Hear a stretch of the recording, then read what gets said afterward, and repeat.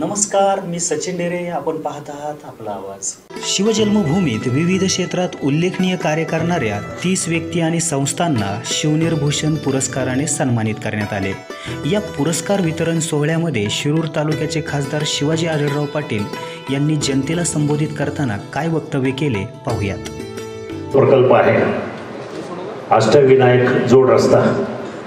या रस्त्याचा भूमिपूजनाचा कार्यक्रमाच्या निमित्तानं उपस्थित असलेले सन्माननीय पालकमंत्री गिरीजी बापट, ग्रामविकास मंत्री सन्माननीय पंकजाताई मुंडे, या तालुक्याचे सन्माननीय आमदार ज्यांच्या माध्यमातून गेले 4.5 वर्ष आपण विकास कामाची घोडदौड पाहतो, ते शरददादा सोनवणे, आदरणीय उदयजी निरुळकर आणि सर्व सन्माननीय.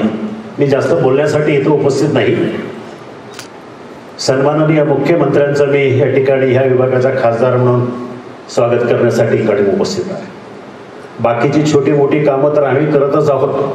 आमदार, खासदार, जिल्हा परिषद आपल्या सगळ्या मदतीनुसार सगळी कामं तर होतच राहतात. परंतु तालुक्याच्या दृष्टीने जे काही महत्त्वाचा एक प्रश्न मगाशी सांगितला, दाऱ्या घाटाचा अपूर्ण प्रश्न, या प्रश्नाच्या संदर्भामध्ये गेले 10-15 वर्ष आम्ही भांडतोय. सगळ्यात महत्त्वाची अडचण जी आहे, 80% जागा ही ठाणे जिल्ह्यात आहे फॉरेस्ट खात्याची, आणि 15 ते 20% जागा फक्त पुणे जिल्ह्यात आहे. या जागेचं ऑनलाईन प्रपोजल करून फॉरेस्ट खात्यामध्ये 1.5 वर्षांपूर्वी दिलेलं आहे. आपल्याकडनं फंडाची तशी अडचण नाही आहे, परंतु फॉरेस्ट खात्याकडनं त्याचं जर हस्तांतर झालं तर लवकरात लवकर तो एक प्रश्न मार्गी लागेल. दुसरा, ह्या भागामध्ये दुष्काळी भागाचा काही पट्टा आहे, आणे पठार.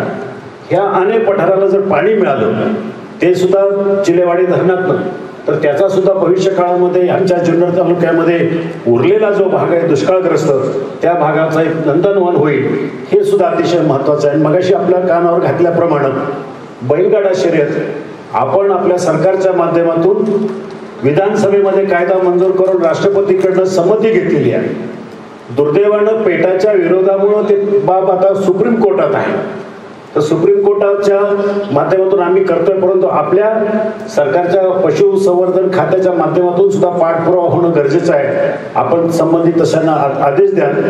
अतिशय दुसरा महत्त्वाचा जो प्रश्न आहे पुणे नाशिक हायवेचा, ह्या हायवेच्या संदर्भामध्ये मी आपल्या सगळ्यांना सांगू इच्छितो की हा प्रकल्पासाठी पैशाची कुठली अडचण नाही.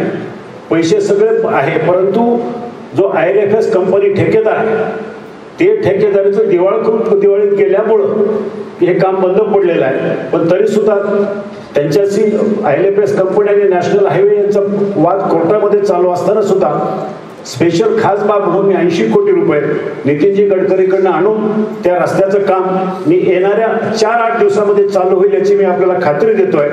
त्यामध्ये फक्त नारायणगावचा बायपास आणि खेडचं उरलेल्या घाटाचं काम, ही 2 जर कामं झाली, ह्या कामासाठी आपलं सुद्धा मार्गदर्शन लाभलेलं आहे, बापट साहेबांचं मार्गदर्शन लाभलेलं आहे. आणि सगळ्यात महत्त्वाचं, गडकरी साहेबांनी कुठल्याही खासदाराला अशा प्रकारचा निधी दिला नाही. बाब कोर्टामध्ये असताना 80-85 कोटी रुपये वितरित केले. त्याचं टेंडर काल उघडलंय, आज उद्याकडे त्याची वर्क ऑर्डर निघेल. ह्या सगळ्या गोष्टी असताना बैलगाड्याचा प्रश्न, विमानतळाचा प्रश्न, ह्या 2-3 महत्त्वाच्या गोष्टी आहेत, त्याच्यावर आपण स्पर्श करावा. मी काही जास्त बोलत नाही. पुन्हा एकदा आपल्या सगळ्यांचं मनापासून मी स्वागत करून थांबतो. धन्यवाद. जय हिंद, जय महाराष्ट्र.